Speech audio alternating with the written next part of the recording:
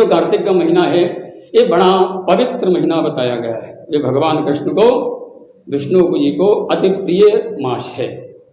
ये जो प्रिय महीना भगवान विष्णु का है, इसमें जो देवोत्थान, देखिए इसको कई भाषा में बोला जाता है। कहीं देव उठने बोलते हैं, कहीं देव उत्थान बोलते हैं, अलग अलग भाषाओं में इसको बोला जाता है। में वास्तविक इसको देव उत्थान कहते हैं। देवता उस दिन उठते हैं, ये शास्त्र कहीं ना कहीं लिखा हुआ है। लेकिन मैंने एक बार ऐसा सुना था अपने गुरु जी मुख से कि देवता कभी सोते नहीं हैं। यदि देवता सो जाएंगे तो समस्त विश्व ही सो जाएगा, संसार ही सो जाएगा। एक बार जब भगवान बावन ने राजा बलि के यहाँ जाकर के राजा बलि की समस्त संपत्ति को ग्रहण किया, उसके बाद भगवान ने कहा कि भैया कुछ वरदान मांगो, तुम्हें क्या चाहिए कि मैं तुमसे अति प्रसन्न हूँ। तो राजा बलि ने कहा कि महाराज मेरी एक ही इच्छा है कि आपने कहा है कि सुतल लोक में चले जाओ और मैं सुतल लोक में चला जाऊंगा, पर वो एक इच्छा है कि मैं जिस दरवाजे से निकलूं वहीं पर आपके दर्शन प्राप्त हो जाए। सुतल लोक में जो राजा बलि का महल था, उस महल में ऐसा सुना है कि 52 दरवाजे थे। उन 52 दरवाजों में कब निकल पड़े वो राजा बलि, भगवान ने ऐसा विचार किया तो 52 रूप बना करके भगवान समस्त दरवाजों पे खड़े हो गए और 4-4 महीने की ब्रह्मा विष्णु महेश इन तीनों देवों की ड्यूटी लगी। तो 4 महीने भगवान नारायण राजा बलि के द्वार पर रहते हैं, फिर 4 महीने ब्रह्मा जी राजा बलि के द्वार पर रहते हैं, फिर 4 महीने भगवान शिव राजा बलि के द्वार पर रहते हैं। मैंने आपको संक्षेप में सुनाया है, कभी कथाओं में ऐसा अवसर आता है तो मैं बताता रहता हूँ, आगे आप लोगों को बताऊंगा। तो भगवान उस सुतल लोक से देवोत्थान एकादशी के दिन यहाँ पर आते हैं और देवोत्थान एकादशी में जो भगवान विष्णु का विवाह होता है, कहीं कहीं पर शालिग्राम के साथ भी विवाह करते हैं, ऐसी मान्यता है।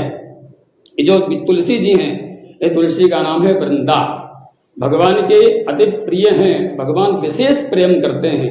अब वृंदा से प्रेम क्यों करते हैं, किस लिए करते हैं कि आपने सुना होगा सागर पुत्र एक राक्षस हुआ है, उसका नाम था जालंधर, और जालंधर इतना बलशाली था कि सभी देवताओं को पराजित करके देवलोकों में जाकर के अपना आधिपत्य जब जमा लिया तो देवता लोग दुखी होकर के भगवान विष्णु जी के पास गए और भगवान विष्णु से प्रार्थना किया कि हे प्रभु, हे नारायण, मुझे इस दैत्य से आप छुटकारा दिलवाएं, हम बहुत परेशान हैं, दुखी हैं।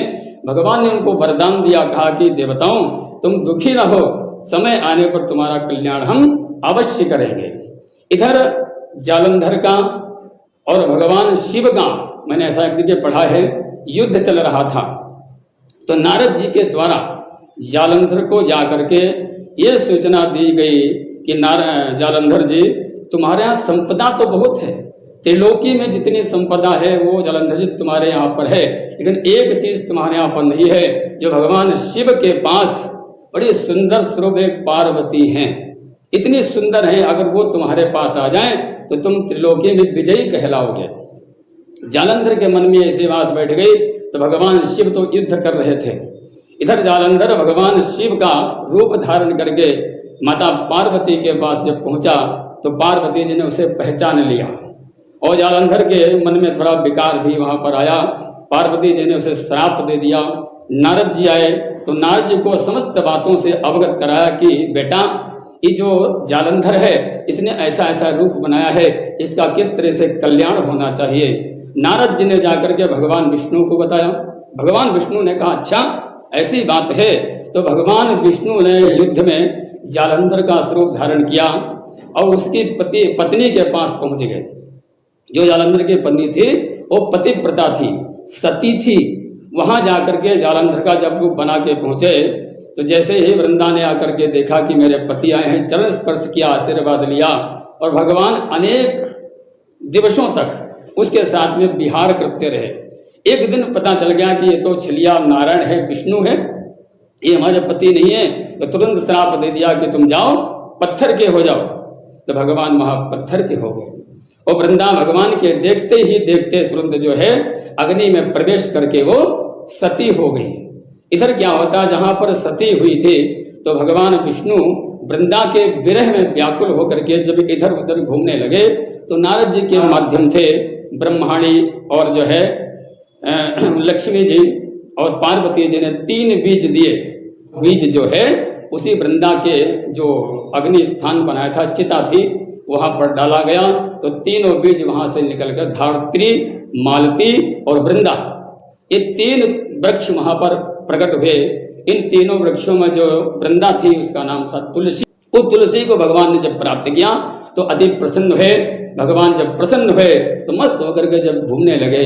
इधर क्या होता है कि जब देवताओं ने विश्राम किया, भगवान विष्णु ने विश्राम किया, तो जो एकादशी आ रही है, इस एकादशी पे भगवान का जागरण होता है। जब जागरण होता है तो इनका विवाह बताया गया है भगवान विष्णु जी के साथ अथवा शालिग्राम जी के साथ आप कर सकते हैं। और एक निवेदन मैं आपके चरण के माध्यम से और करना चाहता हूं कि जिनके परिवार में कन्या ना हो, जिनके यहाँ बेटी ना हो, वो इस कार्य को अवश्य करें। कैसे करना चाहिए? पहला नियम तो यह है कि जो भी 1 तोला, आधा तोला, 2 तोला, 3 तोले सोने की व्यवस्था हो सकती है, उस सोने से भगवान नारायण की मूर्ति का निर्माण करें।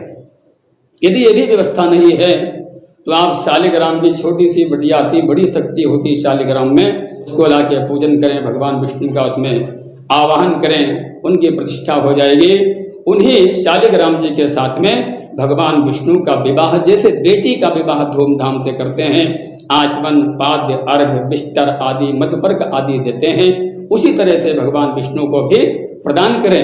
और अंत में माता तुलसी के पास भगवान विष्णु को स्थापित करके उनकी परिक्रमा करें और भगवान से कहें कि हे प्रभु, ये तो नारायणी, ये तुलसी जो है आपकी सदा थी और मैं बेटी स्वरूप मान करके मैं आपको ही इसको जो प्रदान करता हूँ, इसको आप स्वीकार कीजिए। जिनके घर में बेटी ना हो वो इस कार्य को अवश्य करें। और जब इस कार्य को करेंगे तो जैसे बेटी के विवाह में फल प्राप्त होता है, उसी तरह से हमें भी फल प्राप्त होगा। आपके चरण के माध्यम से सभी को मैं एकादशी की बहुत बहुत शुभकामना देता हूँ।